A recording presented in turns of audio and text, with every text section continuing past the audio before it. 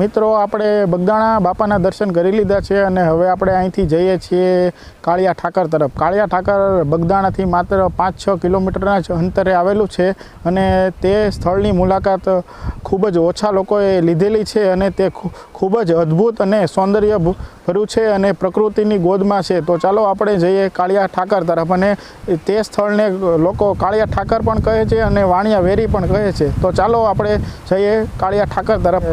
બગદાણાથી જ્યારે તમે આવો ત્યારે 2 કિલોમીટરના અંતરે જ તમને આ પ્રકારનું બોર્ડ દેખાય છે અને અહીંયાથી એક રસ્તો જાય છે જેસર તરફ અને એક રસ્તો જાય છે વાણિયા વીર તરફ. તો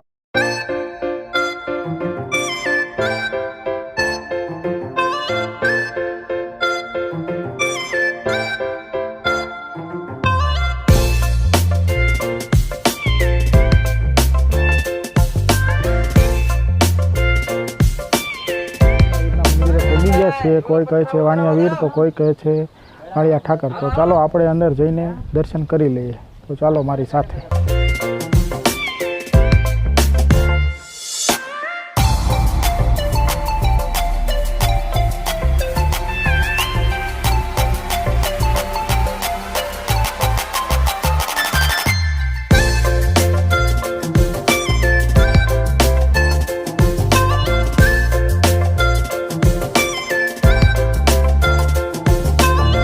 મિત્રો કાળિયા ઠાકરનું મંદિર અને આ મંદિરે આઠમના દિવસે ગોકુળ આઠમના દિવસે મેળો પણ ભરાય છે. અને કાળિયા ઠાકરના દર્શન કરી લીધા છે અને હવે આપણે આવી ગયા છે અહીંયા આપણે પહાડી વિસ્તારમાં. અને પાછળ તમે મારી પાછળ જે જોઈ શકો છો તે છે ઝૂલતો પુલ અને અમુક લોકો એને લક્ષ્મણ ઝૂલા પણ કહે છે. તો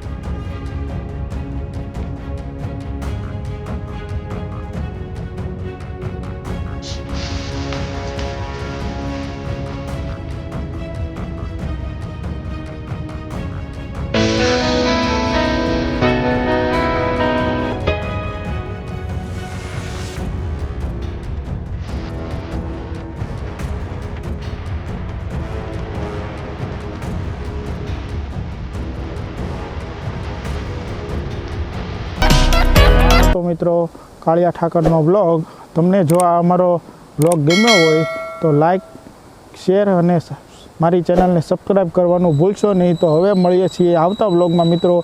ત્યાં સુધી મને રજા આપશો. બાય.